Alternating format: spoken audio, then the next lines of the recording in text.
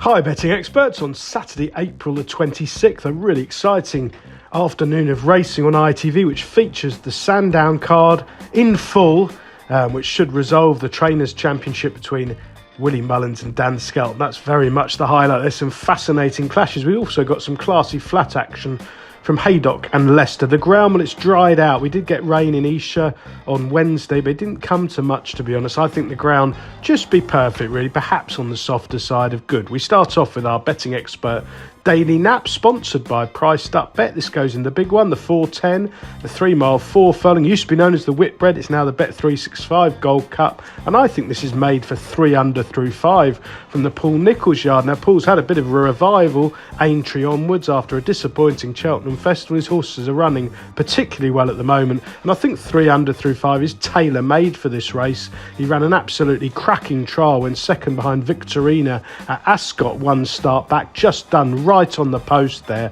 on decent eased ground, jumping superbly and rallying very bravely against an informed horse at the time. The reason you're getting a reasonable price this afternoon, well, he pulled up in the Aintree Grand National, but the ground was far too soft for him there. He needs decent ground, or decent good to soft ground, to be at his best. He's got those conditions here. He's a relatively fresh horse. A funny thing to say after pulling up 3 weeks ago in the Grand National, but he's only had 3 runs this season, unlike a lot of these who've been on the go a long time. And the icing on the cake, Harry Cobden, who we saw win the Scottish Grand National a couple of weeks ago in absolutely brilliant style on Captain Cody. He's booked for the ride. He's an absolute genius on these staying chasers.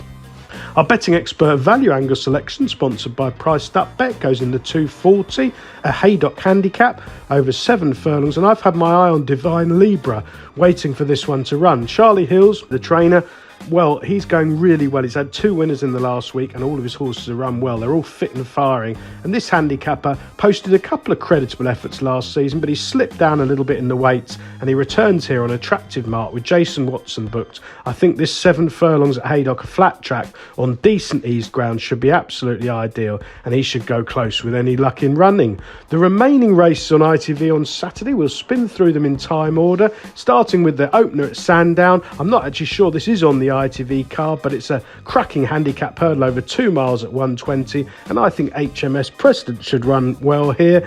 Alan King's consistent handicap is fresh after a light campaign. He's waiting for better ground in the spring and summer, and I think he's got optimum conditions here to go really close.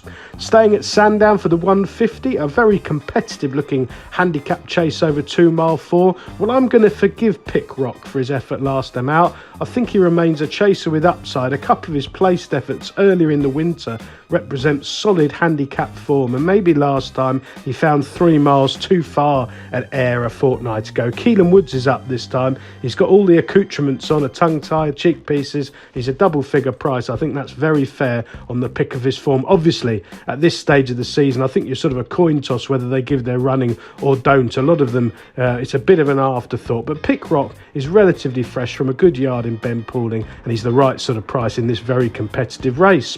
Over to Leicester for a handicap at 205, over 6 furlongs. Well, completely random, has got race fitness on his side after winning at Southwell last time out in a slightly less accompanied, admittedly. He's only run 3 times on the turf in his life. He comes from a good yard in Harry Charlton. I think he should go well here. Small stakes, obviously.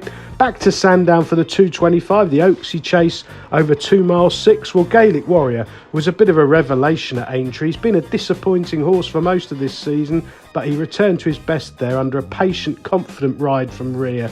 I think he appreciated the decent eased ground. His jumping was spectacular once he got into a rhythm, and I think over these railway fences it could be a real asset, gaining ground as he makes headway on that second lap. He's a very high-class horse, and this looks a good trial, by the way, for the King George on Boxing Day. A long way off, but if he proves himself right-handed over 2 miles 6, I doubt he'll have any problem with the trip at Kempton over Christmas. Back to Sandown for the 3 o'clock. A bit of a disappointing small field for this grade 2 over 2 mile 5. I think the one who's overpriced is Salva. Gary Moore going a lot better now. He's been running well in defeat all winter in fair company. He's a hard ride, but he does keep finding, and that should be an asset up the Sandown hill. The 335, the grade 1 celebration chase. Well, if John Bond turns up, he'll win. He's got a fantastic record away from Cheltenham. It's just there where things tend to go wrong for him. He has had a couple of hard races at the festivals, which might not be ideal if you're thinking of betting the short price. But I quite like the fact Mark Walsh is up for the first time. Obviously, Nico had a horrible fall at Plumpton on fast ground earlier in the week. He's okay now, he's out of hospital. Mark Walsh takes the ride. I think that's probably a positive for John Bond, a sound jumper with an unbeaten record at Sandown. I think he can win this for a third consecutive season. And finally, the season closer, the 4:45 at Sandown, a very competitive handicap hurdle. I suspect Willie Mullins might have it sewn up by now, but if not, I think Jump Allen is the form choice. He's been running with credit in victory and defeat all winter. He's bound to give his running again. I think 2 mile 4 at a stiff track on good to softish ground should be ideal, and he must go close.